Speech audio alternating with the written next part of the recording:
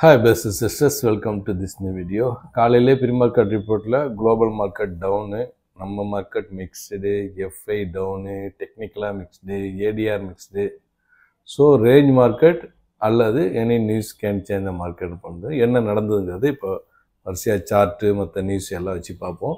இன்னைக்கு Infosys first performance அது weightage -17 அது நம்ம வெயிட்டேஜில் பார்ப்போம். HDFC 1% அப்பா இருக்குது. நிஃப்டி மேலே தூக்கிட்டு வந்ததுக்கு HDFC ஒரு காரணம். அதே மாதிரி டாடா ஸ்டீலும் பெஸ்ட் பெர்ஃபார்மன்ஸ் நல்லா ஏறி இருக்குது, அதுவும் பார்ப்போம். இன்றைக்கி இந்தியா விக்ஸ் வந்து 4% டவுன் ஆகி ரொம்ப கூலாகிடுச்சு. 10.93, அதாவது ஃபியரும் இல்லை கிரீடிங் இல்லைங்கிற மாதிரி கூலாக இருக்குது. சென்டரில் போகுண்டு எதிர்பார்க்கலாம், ரைட்டா? சரி, டெக்னிக்கலில் பார்க்க போகிறது 77 ட்ரேடிங் செஷனாக ஒரே இடத்துலையே மார்க்கெட் இருக்குது. அது எந்த இடம், அது என்ன, எப்படி நடந்துகிட்ருக்கு, ஒரு டெஸ்ட் மேட்ச் மாதிரி போயிட்டுருக்க, அது என்னங்கிறத நம்ம அனலைஸ் பண்ணி பார்ப்போம் டெக்னிக்கலாக, ரைட்டா? கிஃப்ட் நிஃப்டி அப்சைடு ட்ரேட் ஆகும்போது நம்ம கேப் அப்னு டெலிகிராமில் போட்டிருந்தோம். டெலிகிராமில் ஜாயின் பண்ணாதவங்க ஜாயின் பண்ணிங்க. இந்த ஃபேக் இருக்கும், லிங்க்கை பயன்படுத்தி ஜாயின் பண்ணிங்க. ஸ்டார்ட்டுக்கு போயிடலாம். எஸ்டர்டே க்ளோஸ் வந்து 24,579, இன்றைக்கி ஓப்பன் 24,630, 51 பாயிண்ட்ஸ் கேப் அப் ஆச்சு. இந்த இருக்கு பாருங்கள், 9.4க்கு ஒரு லோ கிரியேட் பண்ணிச்சு, 24,533, அதுதான் இண்டிவிஜுவல் லோ கூட. அப்புறம் 10:05க்கு ஒரு அரை மணி நேரத்தில், ஒரு 3/4 மணி நேரத்தில் 24,613 ஒரு 80 பாயிண்ட்ஸ் மேலே போச்சு. அதுக்கப்புறமா 10:50க்கு 24,553, 60 பாயிண்ட்ஸ் டவுன் ஆச்சு. மறுபடியும் 12:40 ஒரு 2 மணி நேரத்தில் 24,649 கீழே அப்படியே ரேஞ்ச் போட்டு கடகடன்னு மேலே போச்சு. அப்புறமா ஒரு மணிக்கு ஒரு அரை மணி நேரத்தில் 24,593, ஒரு 50 பாயிண்ட்ஸ் டவுனு மலமலன்னு விழுந்துச்சு. எப்படி ஏறிச்சு அதே மாதிரியே கீழே விழுந்துச்சு. அதில் இருந்து 3:30 மணி வரைக்கும் ரொம்ப வேகமாக மலன்னு மேலே ஏறி கிட்டத்தட்ட 120 பாயிண்ட்ஸ் ஏறி 24,715 க்ளோஸ் ஆச்சு. டே கேண்டலுக்கு மாத்திரம். எஸ், இன்னைக்கு வந்து open 24,616, high 24,737, low 24,533, close 24,715, 200 points green candle, 135 points up, 0.5% up, ரைட்டா? இன்னைக்கு கிரீன் வந்து 47 கேண்டிலும், ரெட்டு 14 கேண்டிலும். டாப் கெயின் வந்து ஏற்கனவே சொன்ன மாதிரி Tata steel 6% up, Hindalco 3% up, JSW steel 2.5% up, coal India 2.5% up. Top loser Infosys 1.5% down, HDFC life 3.5% down, NTPC 0.5% down, Wipro 0.5% down. Weightage plus 122க்கு வந்து டாடா ஸ்டீல் வந்து top +19, HDFC bank +18, ITC +11, Reliance +10, Mahindra and Mahindra +11. இந்த வெயிட்டேஜ் சொல்கிறதுக்காக வேண்டாம், இந்த ஜென்செட் போகிற ஆளுக்கு இந்த மாதிரி ஹெவி வெயிட்டேஜ் இதில் தான் விளையாடுறாங்க. இந்த ஸ்டாக்கெல்லாம் நம்ம கவனமாக டெய்லி எப்படி ஆகுதுங்கிறத பார்க்கறதுக்காக தான் நம்ம இதை அனலைஸ் பண்ணிகிட்டு இருக்கோம். இன்ஃபோசிஸ் -17. பேங்க் நிஃப்டியை பொறுத்தவரை இந்த கேண்டில் மாத்திரம் ரெட்டு கிரீன் தான் போட்டு போயிட்டு இருக்குது. இந்த பாருங்க, நிஃப்டி கூட பாருங்க, ஒரு நாள் ரெட்டு அடுத்த நாள் கிரீன், ஒரு நாள் ரெட்டு அடுத்த நாள் கிரீன், அப்படியே மேட்சா போயிட்டே இருக்கிறது. ரெட் கிரீன் காம்பினேஷன் எவ்வளோ தூரத்துக்கு போகுங்கிறது பார்ப்போம். இந்த bank Nifty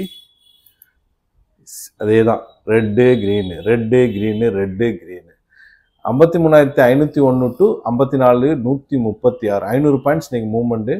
support 53,500, resistance 54,500. Axis bank, federal bank தவிர பாக்கி எல்லா பேங்க்குமே க்ரீனில் தான் முடிஞ்சது. மற்ற செக்டர்ஸில் எது எவ்வளோ போச்சுங்கிறத இப்போ பார்ப்போம். இண்டெக்ஸஸ் மாற்றிட்டேன். ஐடி செக்டர் 3% டவுனு,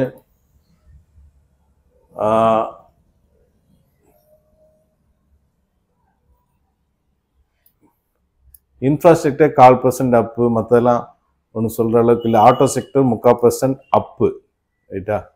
அப்புறம் கமோடிட்டி செக்ஷன் வந்து 1% அப்பு, மற்றதெல்லாம் 0.5% தான். சரி, அடுத்தது வந்து நம்ம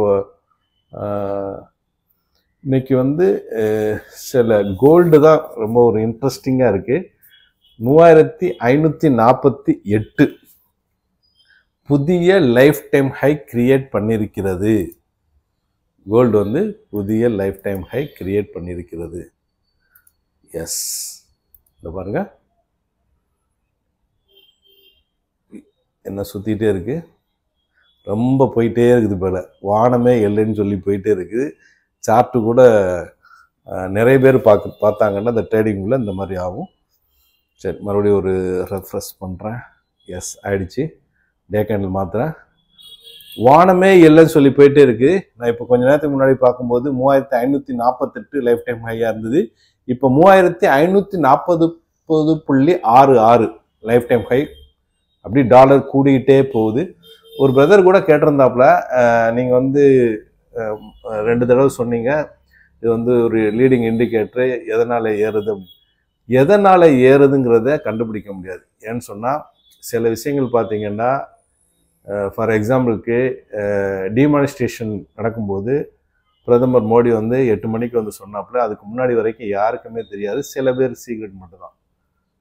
அப்போது வந்து சில நேரங்களில் பார்த்தீங்கன்னா இது வந்து ரொம்ப சீக்ரெட்டாக நடந்துச்சு, இது மட்டும்தான் லீக் ஆகல. சில லீக்கான விஷயங்கள் பார்த்தீங்கன்னா, இப்போ ஜிஎஸ்டி ரீஃபார்ம்ங்கிறது பார்த்தீங்கன்னா, நான் முன்னாடியே சொல்லியிருந்தேன், ஆட்டோ செக்டர் வந்து எல்லா செக்டருமே விழுந்து கிடக்கும்போது ஆட்டோ செக்டர் அந்த அந்த 4 ட்ரேடிங் செஷனாக மடமடமடன்னு ஏறி மேலே போயிடுச்சு.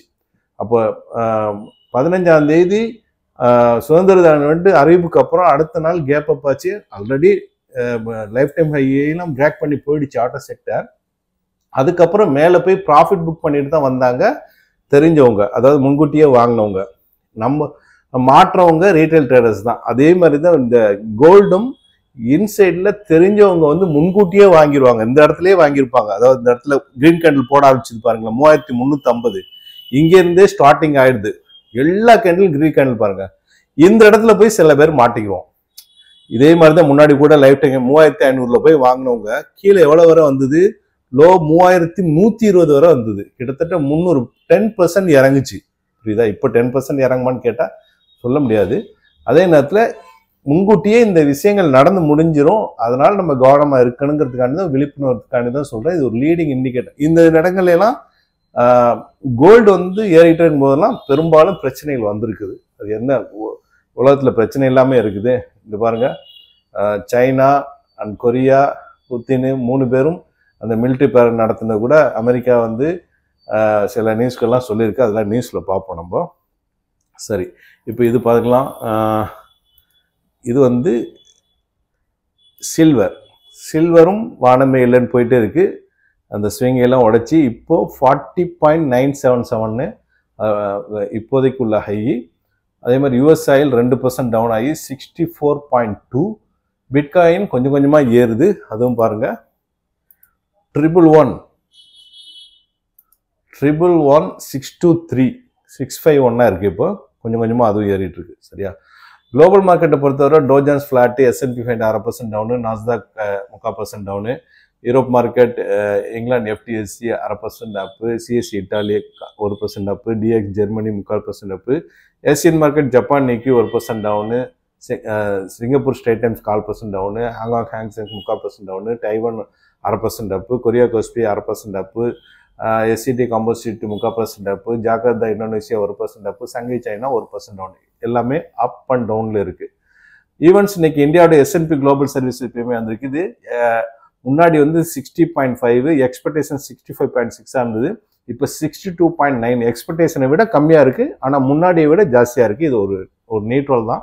அதே மாதிரி மேனுஃபேக்சரிங் சர்வீசஸ் PMI வந்து ஏற்கனவே 61.1, இப்போ வந்திருக்கிறது 63.2. முன்னேருந்து அதிகம் தான், ஆனால் எக்ஸ்பெக்டேஷன் 65.2. இதுவும் நம்ம நியூட்ரல் தான் எடுத்துக்க முடியும். அதே மாதிரி M3 மணி சப்ளை டேட்டா வர வேண்டியிருக்கு. அப்புறம் யூஎஸ்டே ஜால்ஸ் ஜாப் ஓப்பனிங்ஸ் டேட்டா வர வேண்டியிருக்கு. ஓப்பன் இன்ட்ரெஸ்ட்டை பொறுத்தவரை ஆப்ஷன் செயினில் 24,600, 24,500, 24,000 சப்போர்ட் சைடு 1 lakh மேலே ஓப்பன் இன்ட்ரெஸ்ட் இருக்கு. அதே மாதிரி 25,000, 25,500 ஓப்பன் இன்ட்ரெஸ்ட் அதிகமாக இருக்குது. ரைட்டா? அப்போ இது PCR வந்து 1.26 புல்லிஸ் தான் பிசிஆர் மூலமா அது. ஆனால் அதை வச்சு நம்ம ட்ரேட் பண்ணிடக்கூடாது. அதே மாதிரி விக்ஸ் வந்து 10.93 ஒரு பிரதர் கூட போட்டார் லாஸ்ட்டாக, அதெல்லாம் இது பண்ணிக்கிண்டு. அதே மாதிரி ஓப்பன் இன்ட்ரெஸ்ட் பார்த்துட்டோம். சரியா? FIDA ஆக்டிவிட்டியை பொறுத்தவரை முன்னாடி வந்து 1159, அப்புறம் 1429, 2 நாள் தொடர்ந்து வித்துட்டு இருக்காங்க. 2 மாதம் தொடர்ந்து விற்றுருக்குறாங்க. சரியா? சில நியூஸை பார்த்துட்டு நம்ம டெக்னிக்கலாக 77 ட்ரேடிங் செஷன் என்ன நடந்தது பார்த்துருவோம். கொஞ்சம் பேசினாலே பாருங்க அது அதிகமாயிட்டே போகுது பாருங்க டைமு.